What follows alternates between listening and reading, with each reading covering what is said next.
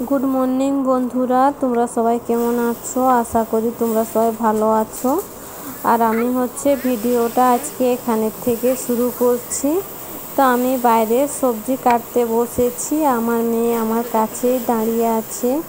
তো আমাদের আজকে ধান ঝাড়া হচ্ছে, তার জন্য আজকে রান্না চাপাচ্ছি জলদি করে। তো ধান ঝাড়ার জন্য যে লেগেছে কাজ করার জন্য, তো ওরাকে সকালবেলা খেতে দিতে হবে, তার জন্য আমি রান্নাটা সকালবেলায় করছি। আর দুপুরে আবার রান্না করতে হবে। তো সকালবেলায় দেখো আমি আম, ভেন্ডি আর আলু করে সবজি বানাচ্ছি, আর কুঁদরি ভাজা করব, আর একটুখানি আম চাটনি করব। তো আমগুলো আমি কেটে করে ধুয়ে নিয়েছি ভালোভাবে। এবার আমটা আমি রেখে দিলাম সাইডে। তোমাদের কার কার আম, ভেন্ডি, আলু খেতে ভালো লাগে কমেন্ট করে জানিও। আর আমার বেশ ভালোই লাগে খেতে, তার জন্য রান্না করছি। আরও একদিন করেছিলাম। তো দেখো আমি আম, ভেন্ডি, আলু, পেঁয়াজ, তেল, লঙ্কা দিয়ে আমি বসিয়ে দিয়েছি। এরপর ঢাকা দিয়ে দেব। নুন দিয়ে দিয়েছি আগেই। তো এবার ঢাকা দিয়ে দিচ্ছি আমি। কুঁদরিগুলো আগে ভেজে নিয়েছি ওগুলো, আর আম চাটনিও করে নিয়েছি।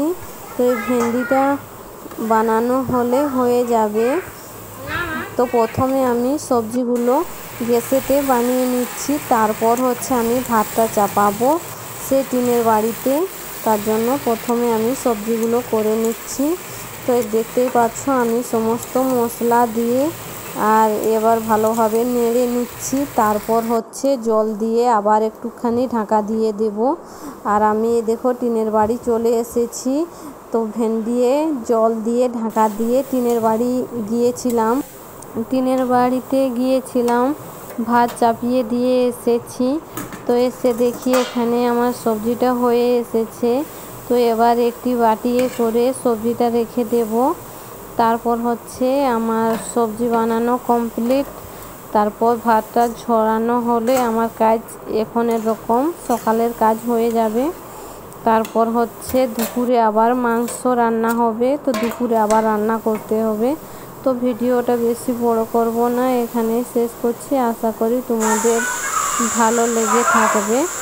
তো ভিডিওটা এ পর্যন্তই। তো কেমন হয়েছে তোমরা কমেন্ট করে জানিও। টাটা।